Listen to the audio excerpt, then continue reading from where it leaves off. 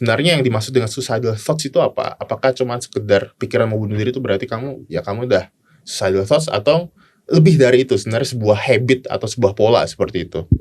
Sampai pada sebuah pertimbangan yang memutuskan keinginan aku mau mati. Nah, nanti lebih jauhnya dia akan bisa membuat perencanaan. Aduh, ini kopinya enak sekali, rasanya seperti mau meninggoy gitu kan. Iya, pernah masih ingat nggak kayak gitu. Itu saya heran kok bisa diterjemahkan dengan normalisasi seperti itu gitu. Self harm itu salah satu stage, bisa jadi stage awal untuk orang kayak suicide attempt gitu enggak? Pasien dengan skizofrenia dengan waham-waham tertentu itu bisa menyebabkan dia mati tanpa melalui fase depresi dulu. Betul. Dia pengen Tuhan itu udah ambil aja nyawaku gitu. Iya, pasif gitu. Ya. Secara penelitian memang berapa persen dari orang tua yang depresi punya potensi, tidak selalu pasti loh ya, punya potensi gitu ya. Karena kalau pada anak muda ada depresi, kita harus curiganya memang mungkin ke arah bipolar ya.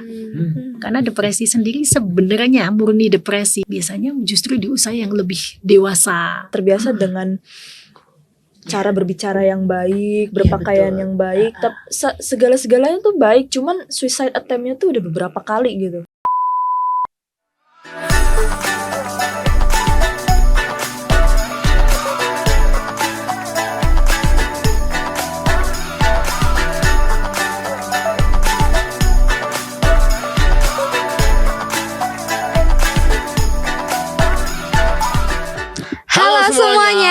Welcome back to Pak Coy, podcast GKI Coy, dan bersama saya Regi Leo dan saya Ibo. Nah, hari ini kita ada pembahasan yang khusus dan seru ya.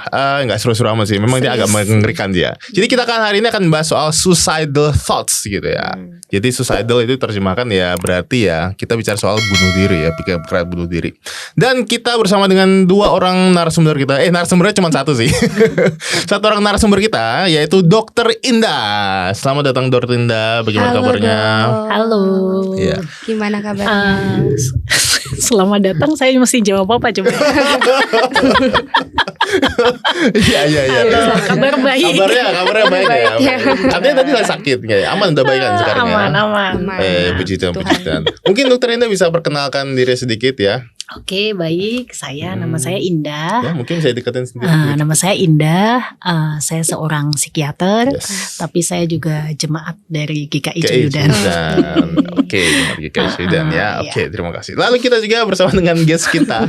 Ya sudah berapa kali langganan jadi guest kita, Jocelyn. Ya sudah usah diperkenalkan lagi. Gak usah diperkenalkan ya. Sudah sering ya. Jadi favorit para penonton Jocelyn dan Ipo. Saya mah cuma dengar suaranya doang, nggak lihat mukanya. Oke, Dok, jadi hari ini tadi kita kan mau ngomongin suicidal thoughts gitu ya. Mungkin kita mau masuk ke ini ya dulu ya, dari dasarnya sendiri ya. Jadi dari pandangan psikiatri sendiri gitu ya. Sebenarnya yang dimaksud dengan suicidal thoughts itu apa? Apakah cuma sekedar pikiran mau bunuh diri itu berarti kamu udah suicidal thoughts, atau lebih dari itu sebenarnya sebuah habit atau sebuah pola seperti itu? Ya, kalau suicidal thought ya itu jadi kayak pikiran bunuh diri. Bunuh diri itu pikiran, berarti dia ada pikiran yang pikiran untuk suatu hal yang itu mengakhiri hidup gitu kan ya. Cuman kata-kata pikiran di sini kan sebuah pikiran ya. Kalau pada psikiatri itu berarti kan kita ada beberapa pemeriksaan status mental ya. Status psikiatrik, misalnya nih pemeriksaan tuh dari saya melihat penampilan secara umum, kemudian nanti psikomotor atau gerakan-gerakan atau aktivitas fisiknya seperti apa. Kemudian saya juga melihat moodnya. Nah, nanti juga akan ada ekspresi dari mood yang terlihat oleh kita pemeriksa gitu. Dan juga kita akan melihat persepsinya. bagaimana dia melihat sesuatu objek dan menerjemahkan itu. Tapi kemudian kita juga melihat isi pikirnya. Nah, di situ. Oke. Nah, isi pikir itu kan ada bermacam-macam ya. Kita bisa melihat dari isi pikir itu apakah itu sebuah fantasi, apakah itu sebuah obsesi, apakah itu sebuah preokupasi ataukah ide, ataukah sebuah delusi. Nah, tahap yang paling berat kan delusi. Nah, kalau pada bunuh diri ini sebenarnya ketika orang berpikir ada pikiran bunuh diri, kemudian pikiran bunuh diri ini berkembang menjadi sebuah ide.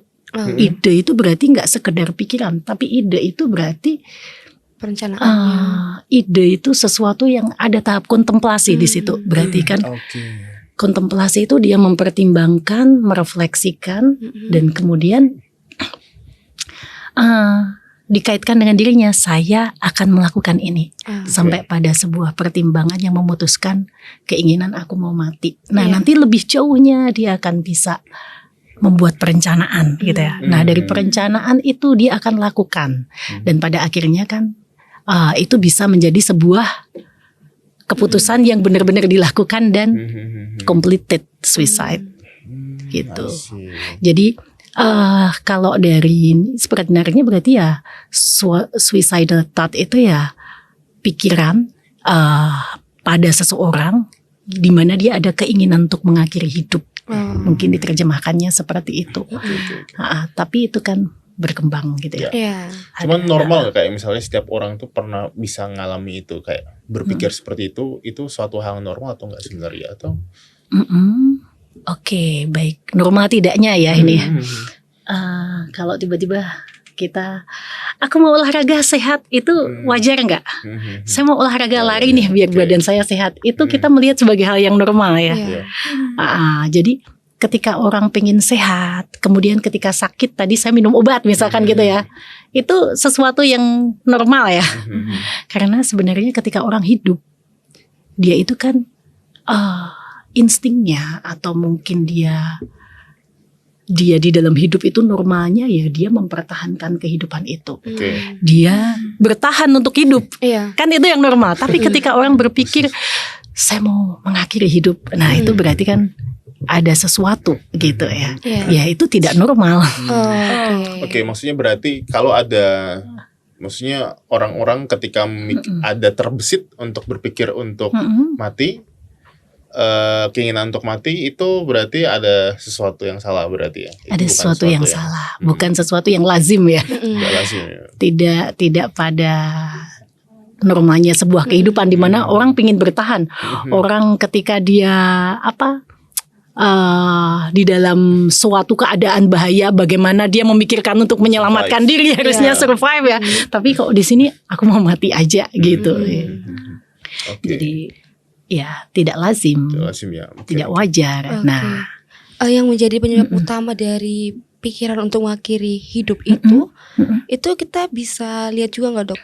Tanda-tandanya awalnya itu apa? Oke, ini udah langsung masuk ke tanda-tanda ya. Nah, tapi sebenarnya ya kalau misalkan nih sering dengar ya, kita orang berkata aku pengen mati aja nih gitu. Iya. Mungkin Ipo sering ya mendengar kata itu, atau mungkin dirinya sendiri. Aduh, aku capek gitu. Capek mau bobok besar gitu. Mau bobok besar gitu.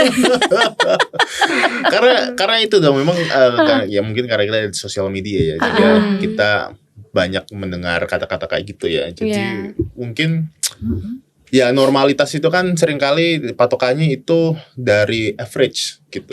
Jadi berapa banyak yang kita dengar, jadi kita menganggap bahwa memang kadang kita itu hal yang normal untuk berpikir saya mau bunuh diri, saya udah gak mau hidup lagi, saya malas kayak gitu loh.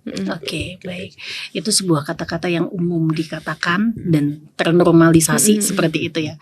Bahkan kadang-kadang beberapa waktu lalu, mungkin beberapa tahun lalu ya, sering kali orang mengambil, aduh ini kopinya enak sekali, rasanya seperti mau meninggoy gitu kan. Iya, pernah masih ingat nggak kayak gitu. Itu saya heran kok bisa diterjemahkan dengan normalisasi seperti itu gitu. Ya, jadi mungkin kalau di saat ini dan di masa lalu kita mendengar kata-kata itu persepsinya agak-agak beda ya. Di sini kita lebih lebih bisa diterima kadang-kadang di telinga begitu ya. Tapi apakah hal tersebut sebenarnya wajar? Nah, tadi ditanyakan Ipo kalau sebenarnya penyebabnya apa sih? Nah, sebenarnya begini. Jadi ketika orang mengatakan dia mau bunuh diri, dia aku mau mati aja gitu ya. Itu kan bisa mengarah ke sebuah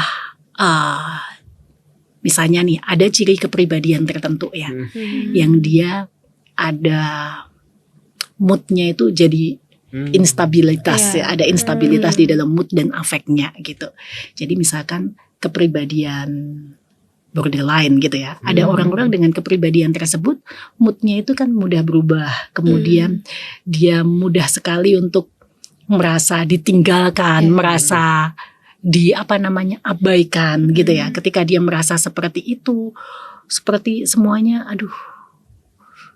suram semua dan kemudian muncul pikiran yang impulsif gitu ya. Nah, jadi ada ciri kepribadian tertentu yang memang membuat orang itu dia gampang untuk dia ngomong aku mau mati aja, aku mau mati aja begitu ya. Jadi ada yang seperti itu, tapi ada juga di mana di situ kan tetap harus kita lihat itu sebenarnya apa gitu ya. Ketika teriakan gitu, orang ngomong gitu, kita harus tetap melihat sesuatu yang di balik itu ada apa, bukan untuk diabaikan gitu loh. Ketika kata-kata itu apakah sekedar kata-kata belaka, misalkan ya anak muda bilang itu sesuatu yang biasa tanpa makna, tanpa kontemplasi, tanpa sebuah refleksi pada diri sendiri, ataukah memang dia kepribadiannya seperti itu, ada ciri kepribadian tertentu yang sudah mengarah ke gangguan kepribadian, di mana itu mengganggu fungsi hidupnya, atau memang itu sebuah disorder. Jadi gangguan mental, misalnya nih tahap-tahap tertentu dari depresi ya, depresi yang berat, kemudian ada gejala-gejala di mana dia tidak bisa menilai realita, muncul gejala-gejala seperti delusi, halusinasi yang pada akhirnya itu membuat dia memutuskan untuk bisa melakukan tindakan bunuh diri secara komplit begitu ya. Jadi itu sesuatu hal yang tetap penyebabnya itu bisa bermacam-macam. Kalau tadi Ipo tanya ya, apakah itu penyebabnya apa tadi, yang maksudnya gimana? Disebabkan oleh apa gitu ya? Bisa karena kepribadian seseorang, bisa juga karena memang ketika orang mengatakan itu sesuatu yang normal, wajar, karena secara sosial itu sudah umum, mati aja deh gini daripada gini. Sebenarnya itu hanya kata-kata di mana dia cuman mau ngomong aku capek mau istirahat gitu kan, bisa ya dibahasakan begitu. Tapi juga apakah itu sebuah gangguan kepribadian ataukah gangguan mental yang mengarah pada diagnosa selain gangguan kepribadian atau dua-duanya gitu. Oke.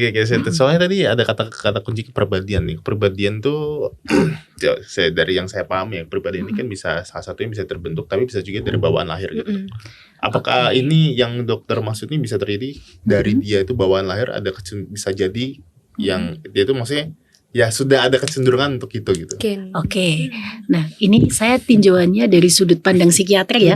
Nah, kalau dari dalam psikiatri itu yang namanya kepribadian adalah cara berpikir, merasa, berperilaku pada seseorang yang itu dibentuk dari usia 0 sampai 18 tahun. Itu menetap. Dan orang semua punya ciri kepribadian. Di mana itu semua ada kelebihan dan kelemahannya masing-masing. Nah, ada ciri kepribadian seperti itu kalau orang di tahap perkembangan 0 sampai 18 tahun itu dengan segala mungkin faktor genetik dia, kemudian lingkungannya membentuk seperti apa, pengalaman hidupnya seperti apa, itu membentuk sebuah kepribadian atau personality.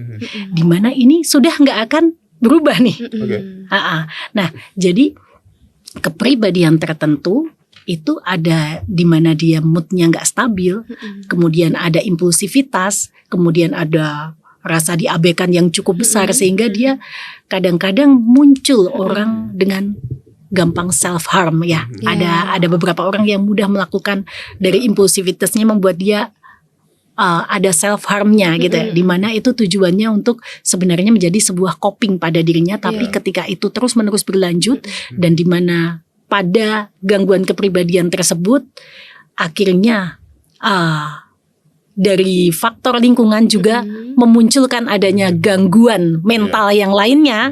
Nah, ini biasanya gampang banget dari komorbid. Gangguan kepribadian ini akan berkomorbid dengan gangguan mental lainnya, begitu. Oke. Nah, jadi itu ya kalau di kata-kata kepribadian itu sih. Oke, berarti itu self harm itu salah satu stage, bisa jadi stage awal untuk orang kayak suicide attempt gitu. Nah, kalau dari bunuh diri itu sendiri, sebenarnya bunuh diri ini kan penyebabnya bisa macam-macam ya, faktornya macam-macam ya. Nah, misalnya nih bunuh diri itu penyebabnya bisa dari faktor, ada beberapa macam. Misalnya kalau kita pernah mendengar istilah kayak dipengaruhi juga oleh budaya setempat ya. Ya. Jadi kayak misalkan kita pernah dengar harakiri ya. Harakiri ya, Jepang. Bukan harakiri gerak ya. Dan kita ada begini ya. Harakiri gerak. Nah, itu kan sebuah kehormatan ya, kayak sebuah kehormatan pada pasukan ya, ketika dia melakukan itu karena sebuah kekalahan ya. Pada suatu perang misalnya pada zaman dulu gitu. Atau mungkin ada, kalau di Gunung Kidul ada namanya pulung gantung gitu ya.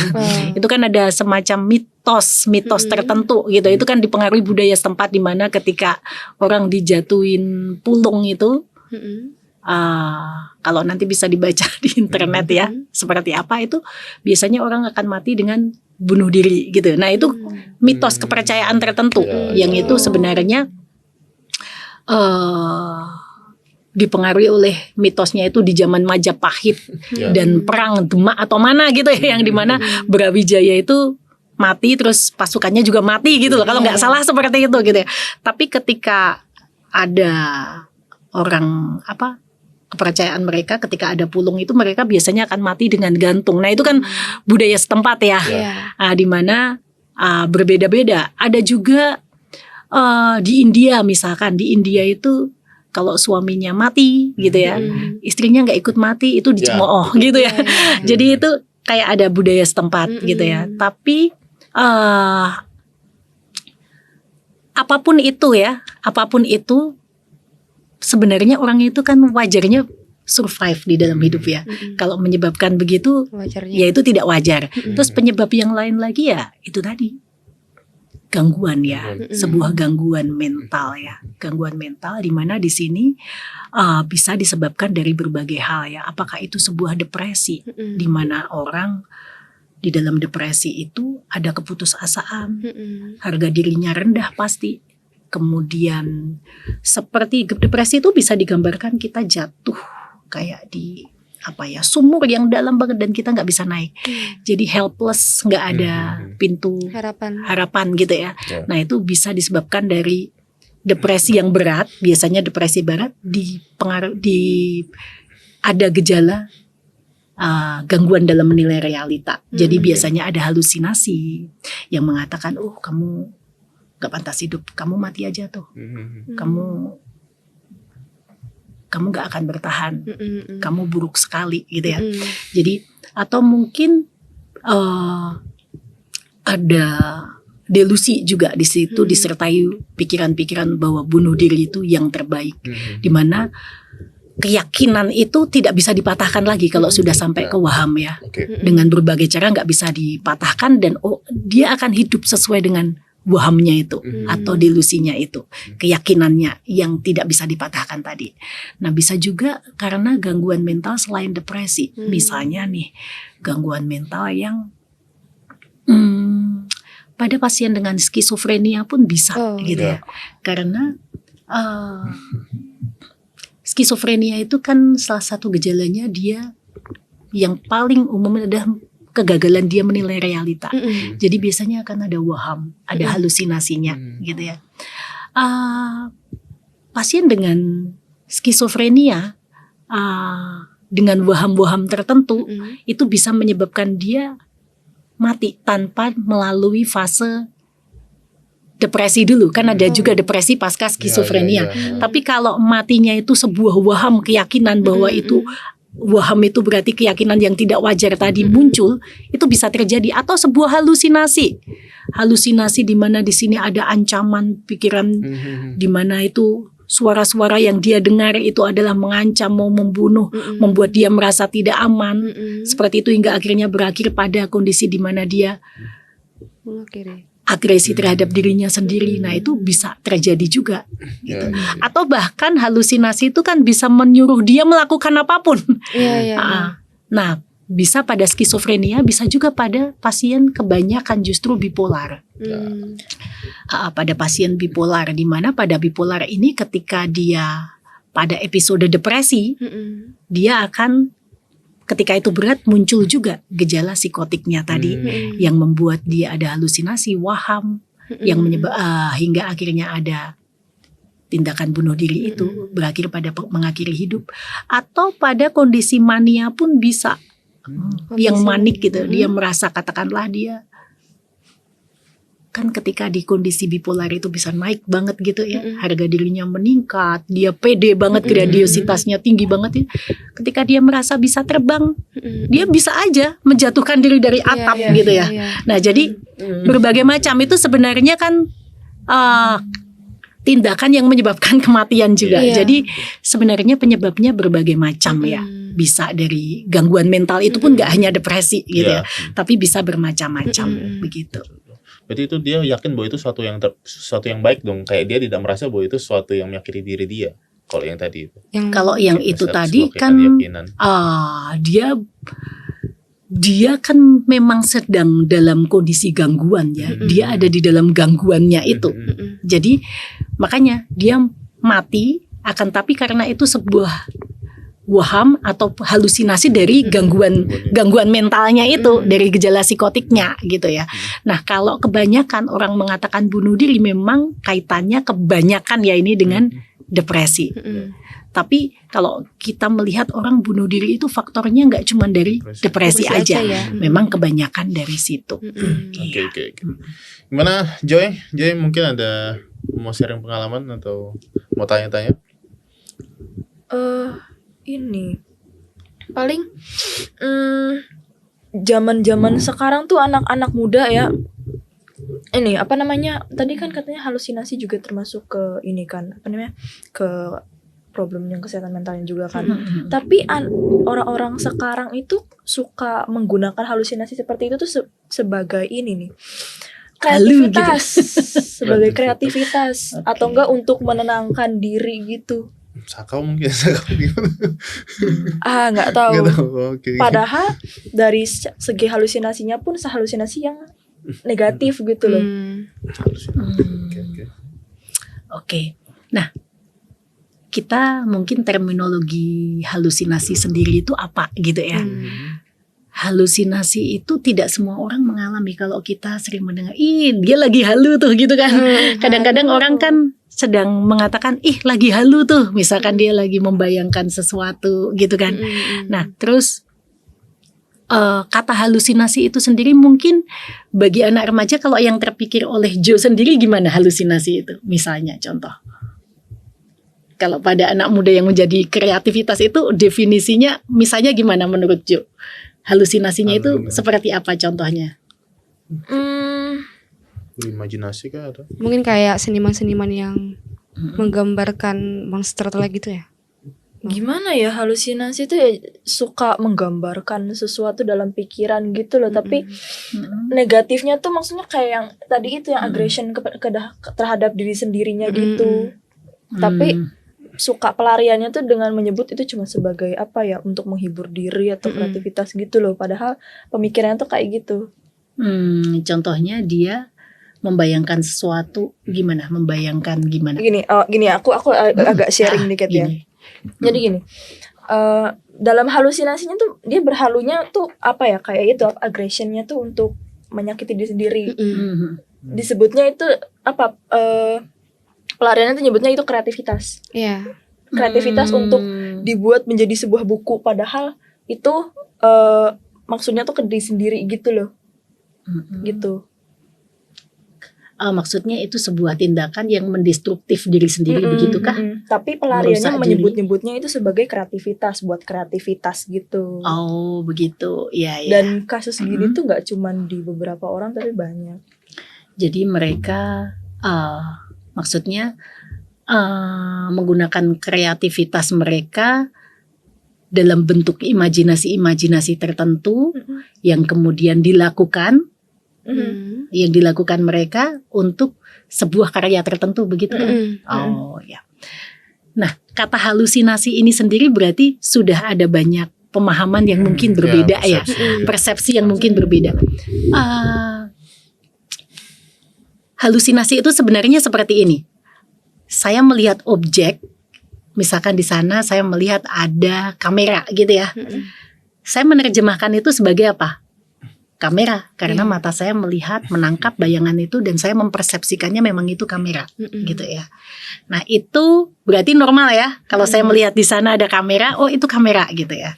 Kemudian ketika saya melihat di sana ada kamera, tapi kemudian saya melihat, oh itu bukan kamera, itu seseorang yang sedang melihat saya, yang mau menjahati saya itu orang, itu bukan kamera. Nah, saya melihat kamera itu menjadi orang gitu ya. Berarti objek itu saya persepsikan lain. Nah, itu disebut ilusi. Ya, ada objeknya tapi saya mempersepsikan dengan yang lain gitu ya. Nah, kalau halusinasi itu kan ini ruangan ini kosong misalkan, tidak ada apa-apa, hanya ada kita. Tapi saya merasa melihat di sana, oh itu ada kamera, padahal itu cuma tembok. Jadi tidak ada objek, tapi saya melihat sesuatu dan menerjemahkannya jadi sebuah objek gitu. Nah, jadi itu halusinasi. Makanya halusinasi itu kan istilahnya saya mempersepsikan sebuah objek. Sebenarnya objek itu nggak ada, gitu loh. Misalnya halusinasi pendengaran nih, saya merasa rame banget suaranya kayak di pasar, orang ngomong atau orang membicarakan saya gitu. Itu halusinasi auditorik, padahal nggak ada objeknya, nggak ada ramenya gitu loh. Sementara misalkan di kamar saya ketakutan karena box yang biasanya untuk tisu, saya pikir itu sebuah bom. Nah, itu ilusi gitu loh. Tapi ketika saya melihat di kamar saya seperti itu ada penampakan di situ. Nah, itu seperti halusinasi. Nah, itu halusinasi. Jadi beda ya. Jadi kalau tadi mungkin sebuah imajinasi atau fantasi saja ya. Fantasi aja. Sebuah fantasi di mana itu dia alihkan menjadi sebuah kreativitas gitu ya. Nah, itu imajinasi atau fantasi saja gitu ya. Fantasi itu berarti kita berandai-andai membayangkan sesuatu gitu ya, sedang berfantasi. Cuman dia sifatnya destruktif. Iya. Kayak Destruktif. Misalnya itu tadi ya, misalkan berbuat sesuatu yang menyakiti dirinya. Bukan, jadi kalau misalnya melihat pisau, dia membayangkannya tuh untuk menggunakannya tuh ke diri sendirinya gitu. Oh ya. Gambar-gambar di tubuh gitu maksudnya. Tapi gitu juga ada loh yang kayak menggambar tapi dia merasa cantik, jadi lukanya cantik gitu. Nah, jadi kalau itu mungkin adalah sebuah kondisi di mana dia self-destruktif kan ya. Self-destruktif itu kadang-kadang betul tadi menjadi sebuah cara untuk mengatasi stres mungkin. Atau coping ya. Coping itu cara untuk mengatasi stres. Nah, kadang-kadang orang dengan dia melakukan tindakan menyakiti diri, itu cara dia bertahan sebenarnya untuk menghadapi stres gitu ya.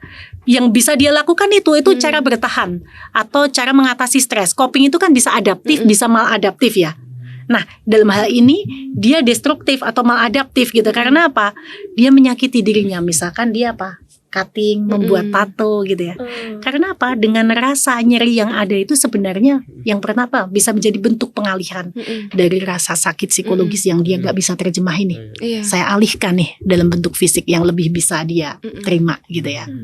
Atau bisa jadi juga ketika memang yang kedua, ketika dia menyakiti diri, itu menimbulkan rasa puas karena endorfin itu dikeluarkan. dopamin itu juga dirilis. Nah, jadi seperti itu. Ya, ini masuk ke Itu menjadi cara untuk bertahan, dan itu banyak untuk saat ini pada remaja-remaja. Cuma aneh juga, maksudnya coping mekanismenya itu dia malah menyakiti diri sendiri. Itu berarti itu sesuatu yang sebenarnya nggak lazim ya. Iya, itu yang maladaptif. Self harm itu salah satu, bukanlah bentuk dari survival mechanism kan. Kalau self harm, self destruktif itu pada tahap tertentu orang sebenarnya kan kayak tadi hanya mendistraksi dari apa yang bikin dia rasa stres sakit gitu ya. yang dia rasakan gitu ke fisik. Nah, tapi ini kan salah satu mekanisme cara bertahan seseorang yang itu tidak adaptif. Karena apa? Destruktif itu kan sesuatu yang rawan, karena mau sampai batasan apa sehingga dia bisa membahayakan dirinya gitu. Bisa mati juga kan kalau lama-lama kena pembuluh darah gitu ya, nadinya kena gitu. Oke. Mungkin ada lagi, Joy? Mungkin cerita. Saya lupa tadi mau tanya apa tadi. Tadi sedikit tadi ngomongin coping mechanism itu sebenarnya harus seperti misalnya ini, kalau misalnya tato gitu kan, ada orang yang habis itu larinya ke tato. Itu terhitung sebagai yang apa tadi? Maladaptif ya? Maladaptif. Tapi Termasuk itu gitu ya, untuk hitung ya? tato permanen ya. Karena ada yang larinya ke tato gitu loh. Dia kan tato itu juga gimana, itu terhitung menghias atau juga menyakiti diri Iya, ya itu. karena kan kulit kita. Iya, kalau kita melihat orang tato ya, tato kan orang bilangnya art, Seni, ya. seni gitu ya. Akan tetapi pada faktanya orang banyak melakukan tato itu, orang yang biasanya banyak menato itu kadang-kadang kan karena memang menikmati dari segi nyerinya, bisa juga menikmati dari segi dia merasakan deritanya gitu ya. Tapi sekali lagi ya, kadang-kadang budaya setempat itu juga mempengaruhi sebuah perilaku tertentu ya. Jadi misalkan dengan tato itu kan kepercayaan tertentu, mungkin di suku-suku terasing kan di mana itu kan banyak yang melakukan tato itu ya. Jadi itu sesuatu hal yang menarik juga sih sebenarnya. Akan tetapi sebenarnya kalau melihat dari sisi dia menggambari begitu, apakah dia akan lebih di dalam dunia interaksi sosialnya kebanyakan apakah lebih pede, atau dia juga sebenarnya kan lebih mengisolasi diri ya.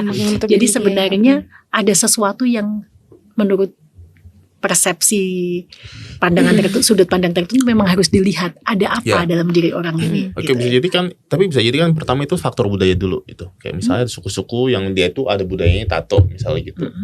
Tapi bisa jadi tato itu kan bisa bagian dari dia itu tadi ya, self harm tadi ya.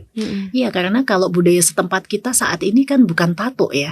Seharusnya kita kan tidak tinggal di suku terasing ya. Berarti itu kan sesuatu pemahaman yang berbeda lagi gitu.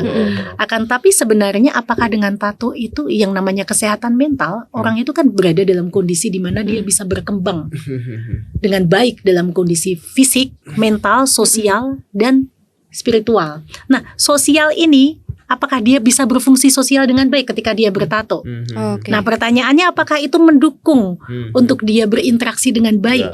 Nah, kebanyakan kan mereka malah mengisolasi diri gitu. Berarti kan ada apa dalam hal itu? Gitu. Mungkin bisa jadi penelitian tuh, atau mungkin udah ada yang penelitian ya. Bisa ini. Oke. Pikiran kematian ini pada akhirnya kan berkembang menjadi sebuah, dia berkontemplasi. Merefleksikan pada dirinya, nah aku mati bagaimana, itu bisa menjadi sebuah ide kan pada akhirnya. Betul. Dia pengen Tuhan itu udah ambil aja nyawaku gitu. Iya, pasif gitu. Ya. Secara penelitian memang berapa persen dari orang tua yang depresi punya potensi, tidak selalu pasti loh ya, punya potensi gitu ya. Karena kalau pada anak muda ada depresi, kita harus curiganya memang mungkin ke arah bipolar ya. Karena depresi sendiri sebenarnya murni depresi biasanya justru di usia yang lebih dewasa. Terbiasa dengan cara berbicara yang baik, berpakaian betul. yang baik, segala-segalanya tuh baik, cuman suicide attempt-nya tuh udah beberapa kali gitu.